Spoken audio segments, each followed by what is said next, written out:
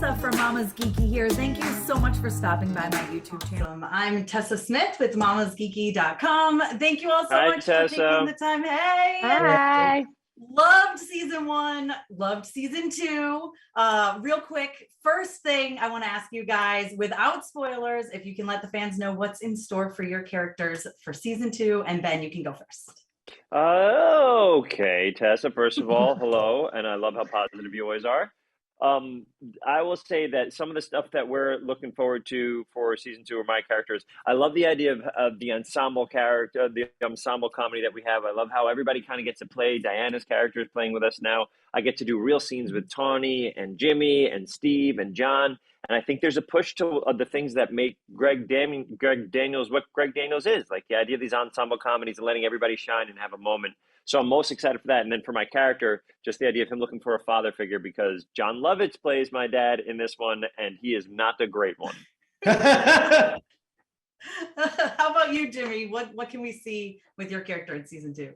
I think there's a lot of personal growth through his relationship, the will they, won't they relationship with Angela Ali and Dr. Chan, and also taking a lot of ownership, in Space Force, because the team's getting a little smaller. So Chan's role's got to be a little bigger, and everything, like Ben said, just everything becomes more of a family. It's more about interacting with each other and loving each other, even with our flaws, instead of, every episode's fighting something big outside, more like season 1. So I really enjoy the dynamic of us being an ensemble and a family. Yeah. How about you, Tawny? I think, I'm struggling to think of things that they haven't already said. The ensemble for sure is huge. Angela has been to the moon. She has been on this wild ride, this insane literal re-entry to Earth and to all of her relationships. And I think it's cool that we see her parse that and figure out what she wants and figure out how she wants to navigate it, her relationship with Chan, just her place in her career. We're seeing a woman having a slow 7-episode breakdown, but it is a comedy. So, we're seing the lighter side of that. And then Diana, you're stuck last, but what about Erin?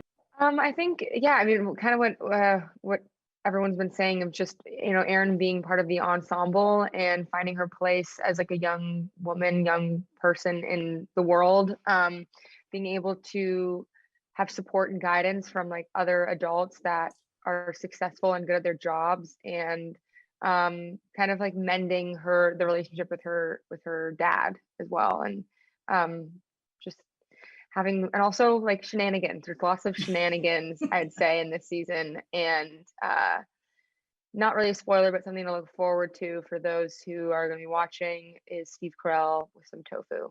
Yes, it's a great moment, and I loved it. Yes. Now, Jimmy, you actually wrote an episode this season. Can you talk about adding to that aspect of the show?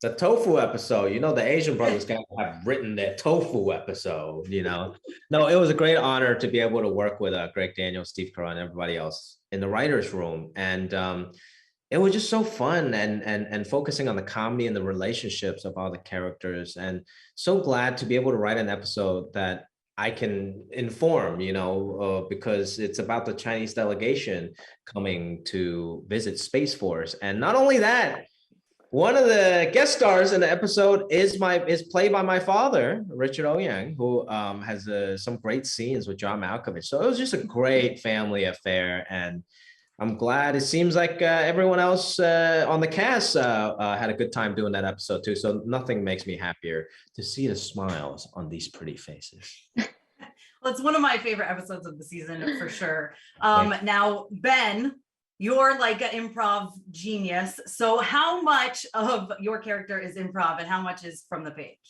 I think almost the majority is on the page, but I will say this season they did let us play. There was something that we chat about, because you're looking at Tawny, who's been doing improv for forever and is incredible at it. You're looking at Jimmy, who's a stand-up comic. Looking at Diana, who has proven herself that she can handle toe-to-toe with anybody she's seen with. So it's like, they really let us play last, and that was one of the things we said. It felt like we had so much fun first season, but it just felt like if we were a little bit looser, you could see a little bit more of the character, and we can lend ourselves to it a bit.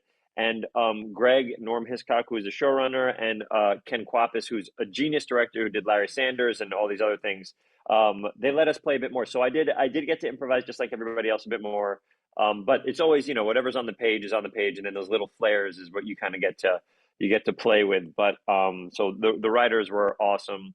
Jimmy O Yang, a lot of people are saying Jimmy O Yang, he's calling his episode, you call it the Emmy episode, right, Jimmy? I didn't call that. That's what the critics are saying.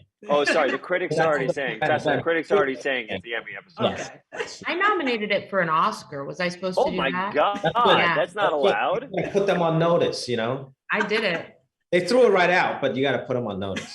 No, Put but them I on had notice. to let them know one that I'm Yeah, I think I crazy and saw that you're your great. billboard on Sunset Boulevard, the for your consideration. FYC, yeah, my for your consideration It billboard. was like Jimmy O Yang's Emmy episode of Yep.